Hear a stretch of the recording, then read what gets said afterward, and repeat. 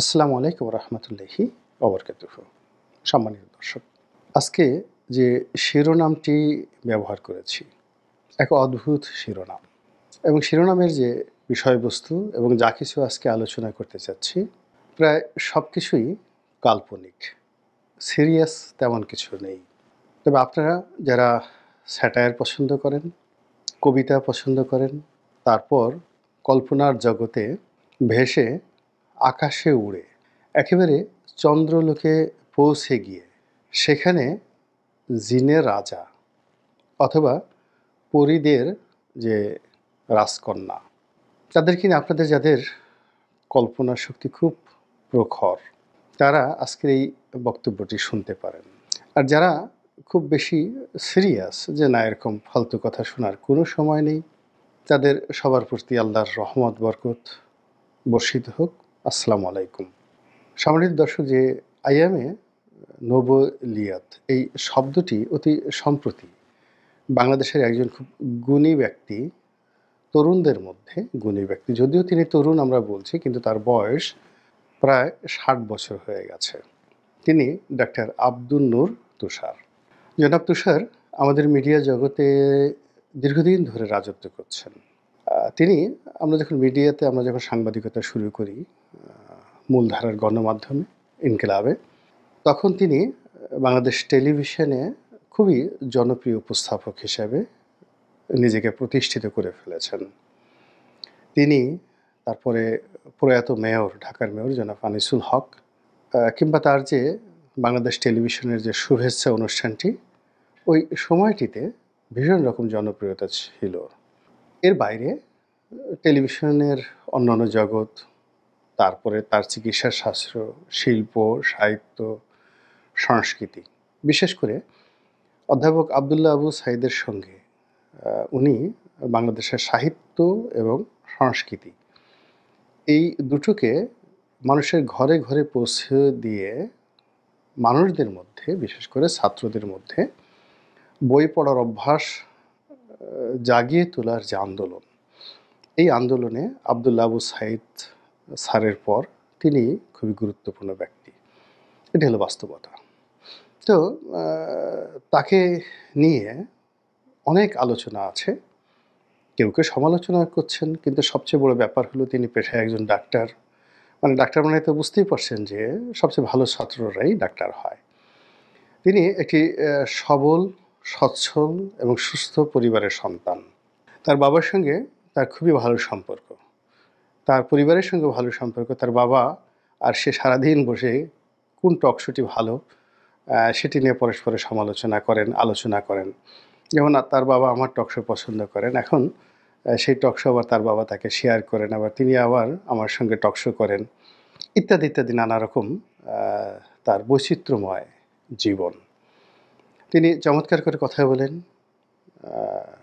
খুবই পয়েন্টিভ, সাহসী তো বটেই, আর স্রোতের বিরুদ্ধে রুখে দাঁড়ানোর ক্ষমতা তার রয়েছে, এবং বাংলাদেশের একজন আন্তর্জাতিক মানের বিতার্কিক, বিতর্ক করায় বা বিতর্ক প্রতিযোগিতায় তার দেশ বিদেশে যথেষ্ট সুনাম রয়েছে। তো আব্দুল নূর তুষার সম্পর্কে আমার এত কথা বলার অর্থ হলো যে শব্দটি আমি এখন আলোচনা করব, আইয়ামে নোবেলিয়াত, এই শব্দটি, নোবেলিয়াত এই শব্দটি তিনি এই প্রথম ব্যবহার করেছেন। ইটস এ ইউনিক শব্দ। এই শব্দটা ব্যবহার করেছেন তিনি মনের দুঃখে, ক্ষোভে, রাগে এবং ক্রোধে।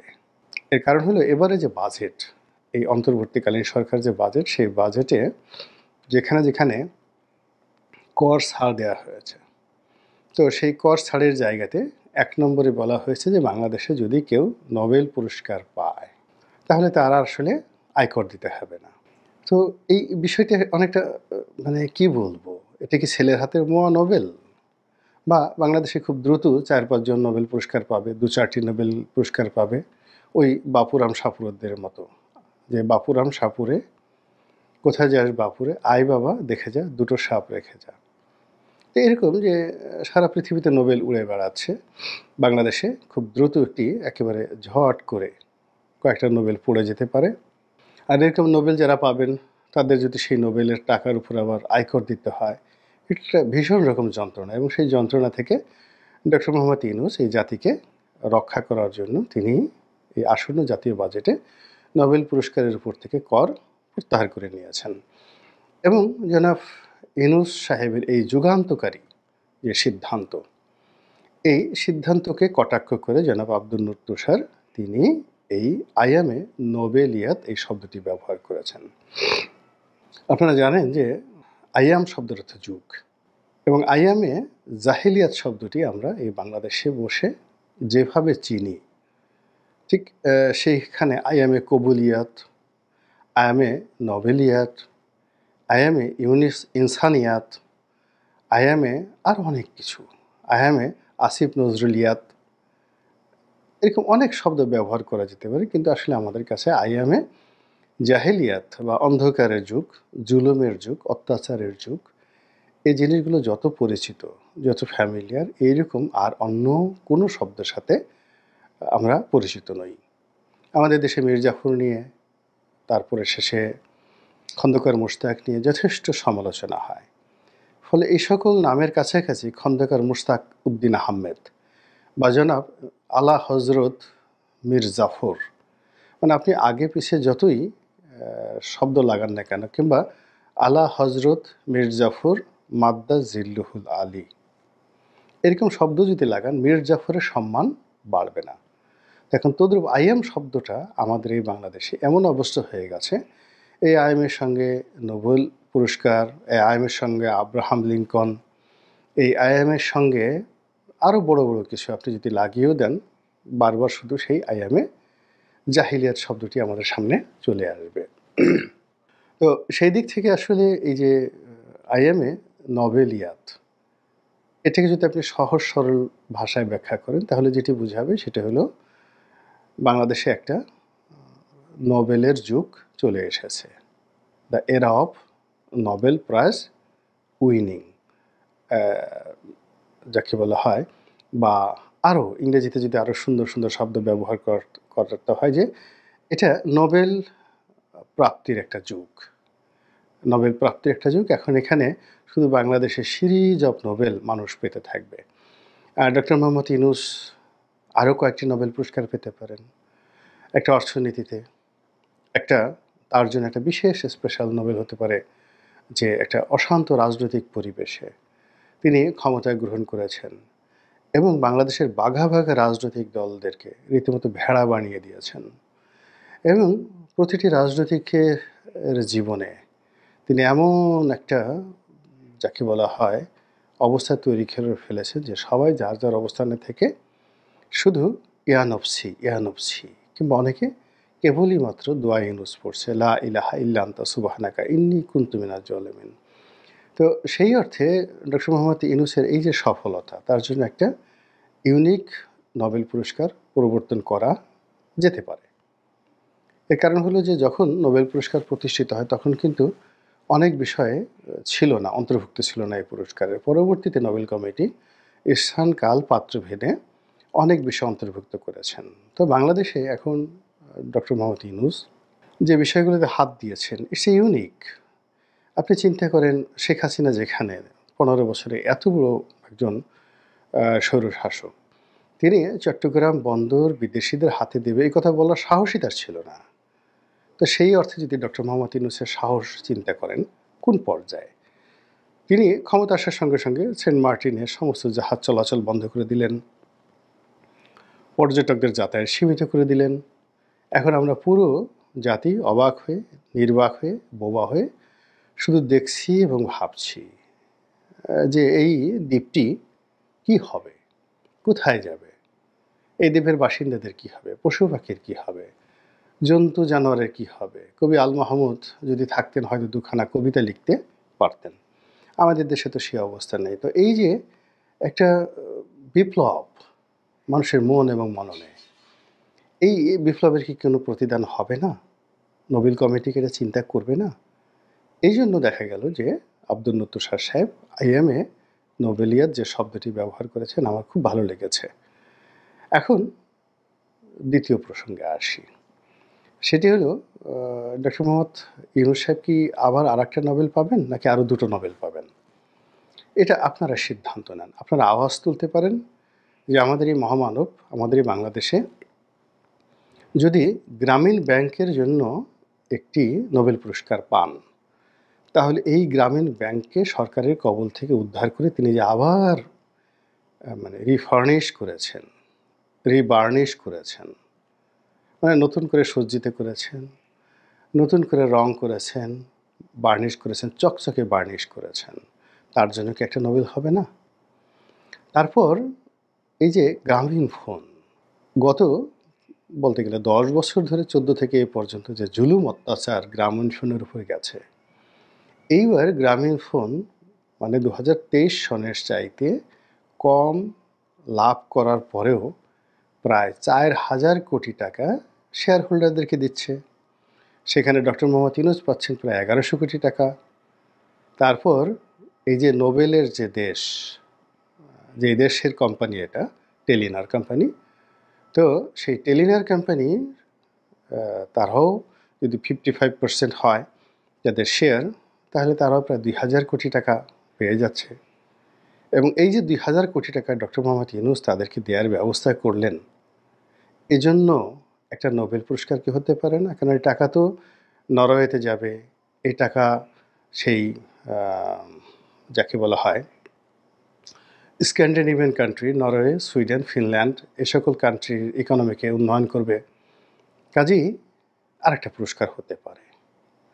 আবার তিনি একা তো এই পুরস্কার পাননি, যেমন এর আগে তাকে যুগপৎভাবে পুরস্কার দেওয়া হয়েছে। এইবার তাকে এককভাবে একটা বা দুটো পুরস্কার যদি দিয়ে দেওয়া হয়, তার সঙ্গে সঙ্গে তার যারা সহকর্মী, আপনি দেখেন জনাবা সৈয়দা রেজওয়ানা হাসান, তিনি এত চমৎকারভাবে সার্ভিস দিয়ে যাচ্ছেন। তিনি বনভূমির উন্নয়ন করছেন, বাঘের উন্নয়ন করছেন, সুন্দরবনের সজারু, বানর, তারপরে শেষে সেখানে মৌমাছি থেকে শুরু করে যা কিছু আছে, কুমিরের জীববৈচিত্র্য নিয়ে তিনি গবেষণা করছেন। এবং তিনি উপজাতি সম্প্রদায় থেকে শুরু করে বাংলাদেশের অন্যান্য নৃতাত্ত্বিক গোষ্ঠী থেকে শুরু করে, অর্থাৎ ইউরোপ এবং আমেরিকা যে সকল ঐতিহ্য সংরক্ষণ করতে যায়, সব কিছু নিয়ে সৈয়দা রেজওয়ানা হাসান কাজ করছেন। আচ্ছা, তিনি এর আগে আরও বেশ কয়েকটা আন্তর্জাতিক পুরস্কার পেয়েছেন, তাকে কি একটা পুরস্কার আপনি দেবেন না? একটা নোবেল কি হতে পারে না তার জন্য? একইভাবে আপনি আদিলুর রহমান সাহেবের কথা চিন্তা করেন, কি পরিমাণ সে পরিশ্রম করছেন এই সরকারের জন্য, এবং তিনি সামনে আসছেন অন্য সবার মতো, পিছনে থেকে থেকে আজ মাস্টার মাইন্ড হিসেবে সব কিছু করছেন। কাজে তার জন্য একটা পুরস্কার হতে পারে।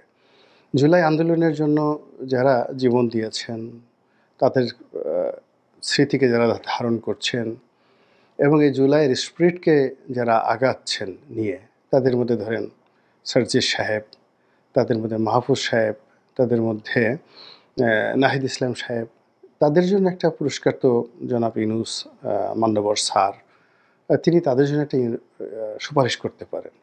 অ্যাটলিস্ট আমার মতে 3 থেকে 4টি নোবেল পুরস্কার না হলে এই মুহূর্তে আসলে বাংলাদেশের হবে না, বাংলাদেশকে মানাবে না। বাংলাদেশকে ডক্টর মোহাম্মদ ইউনূস যে পর্যায়ে নিয়ে গেছেন, এবার ধরুন এই যে বিডার যে নির্বাহী প্রেসিডেন্ট জনাব আশিক, তারপর শেষে আরও একজন লোক আছেন, চমৎকার করে ইংরেজি বলেন, মুখ বাঁকা করে, ঘাড় বাঁকা করে, চোখ টিপ দিয়ে, এবং অনেকটা 35 ডিগ্রি অ্যাঙ্গেলে তিনি যখন বসেন, তার বসার ভঙ্গি হলো 35 ডিগ্রি অ্যাঙ্গেলে। জনাব লুৎফে সিদ্দিকী। লুৎফে সিদ্দিকের বাবা আইজি ছিলেন, একটা চোখ একটু বোধহয় ট্যারা ছিল তার বাবার, কিন্তু গান গাইতেন, সংস্কৃতি মনা ছিলেন, বেশ মোটাসোটা ছিলেন। তার মা রেহানা সিদ্দিকী, উনিও গান গাইতেন। তো এই দুজন প্রতিভাময় এবং প্রতিভাময়ীর সুযোগ্য সন্তান লুৎফে সিদ্দিকী। তো তিনি সব কিছু ওয়েস্টার্ন ওয়ার্ল্ডের সব সুযোগ সুবিধা ভোগ করে বাংলাদেশে এসেছেন, এত কিছু করছেন, তার জন্য তো একটা নোবেল পুরস্কার পাওয়া যেতে পারে। তারপর এখন যিনি এত গালি খাচ্ছেন, আমাদের নিরাপত্তা উপদেষ্টা খলিলুর রহমান, তো তারা এই খলিলুর রহমান সাহেব, লুৎফে সিদ্দিকী সাহেব এবং জনাব আশিক, এই তিনজনের সঙ্গে সঙ্গে আবার এই তিনজনের বলতে গেলে যারা গডফাদার, এই তিনজনকে যারা প্রমোট করেন, তিনজনকে যারা সৃষ্টি করেছেন, এদের বাংলাদেশে একজনকে বলা হয় ছোটন গ্রুপ, দেশের বাইরে যারা আছেন তাদেরকে বলা হয় টোটন গ্রুপ। মানে ইউটিউব ভিত্তিক যে গ্রুপটি রয়েছে, সব মিলিয়ে অন্তত একটা নোবেল পুরস্কার আমি আশা করি। এবং এই নোবেল পুরস্কারগুলো যদি একসাথে এরকম অনেকগুলো নোবেল চলে আসে এবং সেই নোবেল আসবে বলেই ডক্টর মোহাম্মদ ইউনূস জানেন, তিনি বুঝতে পারেন এবং বুঝতে পারার কারণেই তিনি আগামী বাজেটে এই নোবেল পুরস্কারের উপর থেকে সকল কর প্রত্যাহার করেছেন এবং আগামীতে যে অনেকগুলো নোবেল আসছে, নোবেল তো খালি এমনি এমনি আসে না, সাথে পুরস্কার সঙ্গে সঙ্গে কিন্তু বিরাট একটা অর্থ যোগ আছে, বিশাল অ্যামাউন্ট, কত অ্যামাউন্ট আমি জানি না। তো এই অর্থ আমাদের জাতীয় অর্থনীতিতে কর্মসংস্থান সৃষ্টি করবে, নতুন নতুন ডলার আসবে, আরও কত কিছু। তো সব মিলিয়ে যে আইএমএ নোবেলিয়াত যে শব্দটি ব্যবহৃত হয়েছে সেটি বাস্তবে যদি আমরা আজ যেটাকে নিয়ে আলোচনা করলাম সেটা যদি বাস্তবে আসলে ঘটে যায়, তাহলে হয়তো আজকের এই যে আমার এই ভিডিও দেখে যারা মুখ টিপে হাসছেন তারা হয়তো আমাকে মানে যাকে বলা হয় মহামানবের কাতারে ফেলতে পারেন, আবার আমার জন্য ভবিষ্যতে হয়তো একটা নোবেল পুরস্কার বা নোবেল পুরস্কারের জন্য আপনারা সুপারিশ করতে পারেন যে একটা লোকের কতটা ধৈর্য থাকলে, কতটা বেহায়া হলে এবং মানে কতটা নির্লজ্জ হলে এই বাংলাদেশের নির্লজ্জ রাজনীতিবিদদেরকে নিয়ে সে শুনুক আর না শুনুক সে বলেই যাচ্ছে বলেই যাচ্ছে বলেই যাচ্ছে। কাজেই এই নির্লজ্জতার জন্য ইউটিউব সেক্টরে অন্ততপক্ষে একটা নোবেল পুরস্কার জনাব গোলাম মোল্লা রনিকে দেওয়া উচিত। আল্লাহ আমাদের সবাইকে হেদায়েত দান করুন এবং হেফাজত করুন। আসসালামু আলাইকুম ওয়া রাহমাতুল্লাহি ওয়া বারাকাতুহু।